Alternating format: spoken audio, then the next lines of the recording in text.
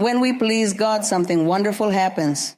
God supports us. He begins to assist us, helping us with every task of our daily life in everything. It's not just in church when you come to prophesy, to lay hands, to praise the Lord, to pray. It's not just then that you expect God's support, his assistance. No, it's in your everyday life, in your home, at your job, in your studies, in your business, in your company. Wherever you are, you need God's help. So God will be with you, helping you in everything, opening doors for you when you please him.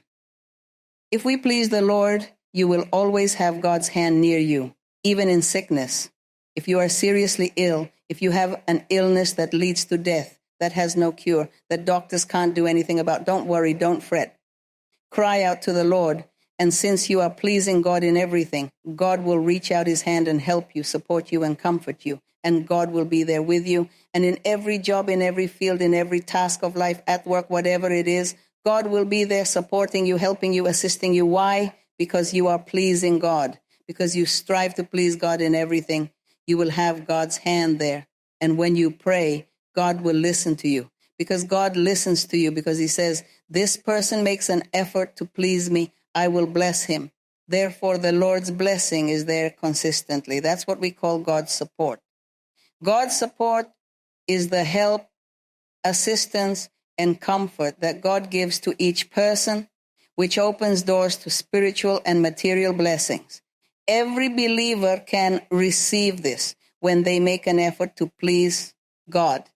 And the thing about pleasing God is that we have to review all our weaknesses, our mistakes, what we feel in our hearts, those negative things, those things that are not right. What am I like with people? What do I feel for people? Affection, love, sincerity, joy, or do I feel rejection toward this person? I don't really like them. I don't really care for them. That's dangerous. In this case, we must examine ourselves because it means there's something wrong with us and we don't realize it. Once I wondered, am I envious? I don't know if I'm envious or not. I asked myself that question. I don't know. Once I had an experience many years ago because I felt something negative towards another person. I couldn't connect with that person. I couldn't have a fellowship with the person. And I reflected on it. I asked, am I envious? Am I feeling envy? And that's why I feel this way about the person. I pretend to, but I do want to have a fellowship, but I can't. And I remember that it was many years ago that I had that experience, which I've told the brothers about. So once I traveled to a city, and there a sister prayed for me and prophesied to me and said, you need to have love for everyone, because you are still missing this. When she told me that, the Lord showed me that it was with that person that I felt there was something separating us. But that thing separating us might not have been on her part, or maybe it was, but I repented. I said, Lord, this is happening, and it's with this specific person. And when I acknowledged it, when the Lord said that to me, and I acknowledged that it was because of that person that I felt rejection towards them, I didn't feel anything nice. I didn't feel harmony or joy. I didn't feel peace or happiness with the person. I greeted her and laughed with her, and surely we hugged each other, but there was still a sense of rejection. So I was healed from that, and it was immediately taken away from me when the Lord spoke to me. When he spoke to me, he made me realize that it was with that person, because I hadn't had the courage to forgive many things that the person had done against me. So maybe there was resentment and anger in me, and I was healed from that, delivered from that, and God delivered me, and I was freed from that. And so I give thanks to the Lord, because when I used to read the Bible a lot, I would say, I want to learn what I should do to please God and what I should not do to please God. So I will find it here in the Bible. And I read and said, I'm not going to do this. I am going to do this. This Bible figure did this. I'm not going to do the same. This happened to this Bible figure. I don't want that. I want what's from God. And that's how I was always reading the Bible. It was like studying and analyzing what I was doing, what I was feeling, so I could correct myself, because I wanted to please God. Because I knew that people didn't know my heart.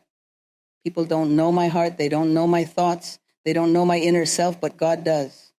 So I knew that I couldn't deceive God. We can't deceive God. We can pretend in front of people, in front of humans, but not with God. And when we pretend, then we remain stagnant. Our spiritual life is, we get stuck and we just stay there. There's no prosperity, no progress. And it's not just our spiritual life, but also our material one. Stagnation sets in. Nothing is perfect. We feel unsatisfied. We say something is missing. That's it, because we pretend and don't realize that God is the one who knows my life, and therefore he also stays still. He doesn't bless me, doesn't help me, doesn't listen to my prayer, doesn't respond because I'm putting an obstacle in my spiritual life by pretending, my lack of sincerity, and not truly acknowledging and changing. Because the issue is not just acknowledging, but also changing. If I acknowledge that I am like this, that I think like this, I acknowledge that I don't like this person, that I think this person is like this or that, then I need to change. I need to be patient, and I need to tolerate and love from the heart, because God is watching me and God is in me, so he's not going to bless me. These are aspects of our spiritual life that we need to reflect on and discover.